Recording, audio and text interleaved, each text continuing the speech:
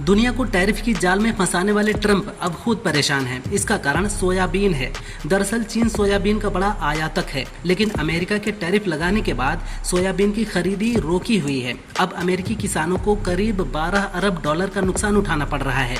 इससे पहले ट्रंप अगस्त में चीन को टैरिफ से 90 दिनों की राहत देते समय सोयाबीन खरीदने की गुहार लगाते हुए भी नजर आए थे, लेकिन चीन भी अड़ा हुआ है। एशिया कप 2025 के फाइनल में हारने के बाद पाकिस्तान ने ऐसा ऐलान किया जिससे आतंकियों में खुशी की लहर दौड़ गई। दरअसल पाक कप्तान सलमान ने ऐलान किया है कि Pakistani team Asia cup final के मैच फीस को उन लोगों को दान करेगी जो ऑपरेशन सिंदूर के शिकार हुए थे। बता दें कि ऑपरेशन सिंदूर के दौरान आतंकी मसूद अजहर का परिवार खत्म हो गया था। कई अन्य आतंकी भी मारे गए थे। बरेली में आई लव मोहम्मद कैंपेन के नाम पर हुई हिंसा एक सोची समझी साजिश थी। पुलिस एफआईआर में खुलासा हुआ है कि आईएमसी प्रमुख मौलाना तौकीर रजा खान आरोपी नंबर 1 है। हिंसा के बाद पुलिस द्वारा चलाए गए सर्च ऑपरेशन में तौकीर रजा के घर से पेट्रोल बम और अवैध हथियार बरामद किए गए हैं। अब पुलिस मौलाना के करीबियों पर शिकंजा कसना शुरू कर दिया है। बरेली में बवाल के बाद पुलिस का एक्शन तेज हो गया है। आरोपियों की गिरफ्तारी के बाद अब बाबा का बुलडोजर एक्शन को तैयार है। बवाल के मास्टरमाइंड मौलाना तौकीर रजा के करीबी डॉक्टर नफीस की मार्केट को चिन्हित किया गया है। अधिकारियों के मुताबिक ये मार्केट अवैध रूप से बनाया गया है। नगर पालिका की नोटिस के बाद दुकानदार दुकानें खाली करने में जुटे हुए हैं। भारतीय टीम के एशिया कप जीतने के बाद पीएम मोदी ने एक्स पर लिखा था, खेल के मैदान पर ऑपरेशन सिंदूर। इस पर कप्तान सूर्य कुमार यादव ने कहा, अच्छा लगता है जब देश का नेता खुद फ्रंट फुट पर बल्लेबाजी करता है। ऐसा लगा जैसे उन्होंने स्ट्राइक ली और रन बनाए। ये देखना शानदार था और जब सर सामने खड़े हों तो निश्चित रूप से खिलाड़ी खुलकर खेलेंगे। सबसे महत्वपूर्ण बात यह है कि पूरा देश जश्न मना रहा है। बरेली पुलिस ने आई लव मोहम्मद कैंपेन के दौरान हुई हिंसा के मास्टरमाइंड नदीम को गिरफ्तार कर लिया है। नदीम को पुलिस ने शाहजहांपुर से पकड़ा, उससे पूछताछ की जा रही है। वहीं इंटरनेट पर लगी रोक को 30 सितंबर तक बढ़ा दिया गया है। पुलिस 26 ऐसे संदिग्धों से पूछताछ कर रही है जिन पर बवाल में शामिल होने का शक है। पुलिस का कहना है कि नदीम ने ही 1600 उपद्रवियों को व्हाट्सएप कॉल के जरिए इकट्ठा किया था।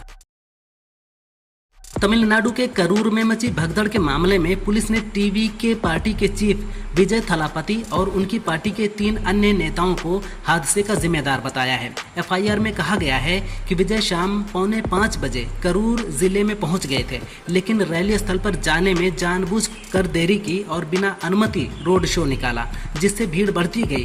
टीवी के नेताओं ने प्रशासन के निर्देशों को अनदेखा किया। भगदड़ में 41 लोगों की मौत हो गई थी। एशिया कप में भारतीय टीम द्वारा पाकिस्तान को धूल चटाने के बाद पीएम मोदी ने एक्स पर जो पोस्ट किया था वो धूम मचा रहा है। मोदी के इस पोस्ट को 2.7 करोड़ से ज्यादा लोग देख चुके हैं, जबकि 1,09,000 से ज्यादा लोग इसे रीपोस्ट कर चुके हैं। पीएम ने इस पोस्ट में लिखा, खेल के मैदान पर ऑपरेशन सिंदूर, नतीजा वही, भारत जीत गया, हमारे क्रिकेटरों को बधाई। इस पोस्ट से पाकिस्तानी नेताओं को खूब मिर्ची लग रही है। भारत और भूटान संबंधों को और मजबूत बनाने के लिए मोदी सरकार ने नई परियोजनाओं की शुरुआत की है। इनकी लागत लगभग 4033 करोड़ रुपए है, जो भारत और भूटान को रेल मार्ग से जोड़ेगी। पहला प्रोजेक्ट असम के कोकराझार से भूटान के गेलेफू तक और दूसरा पश्चिम बंगाल के हासीमारा से भूटान के गेलेफू तक रेलवे लाइन बिछाने का है। इससे दोनों देशों के बीच संपर्क बढ़ेगा, जिससे व्यापार, पर्यटन और लोगों की आवाजाही आसान हो जाएगी।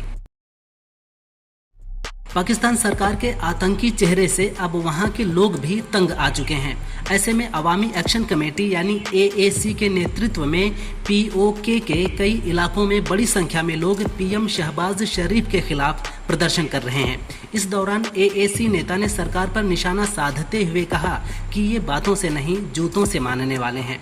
सरकार ने प्रोटेस्ट को रोकने के लिए इंटरनेट बंद कर दिया और भारी तादाद में सुरक्षा बल तैनात कर दिया गया है।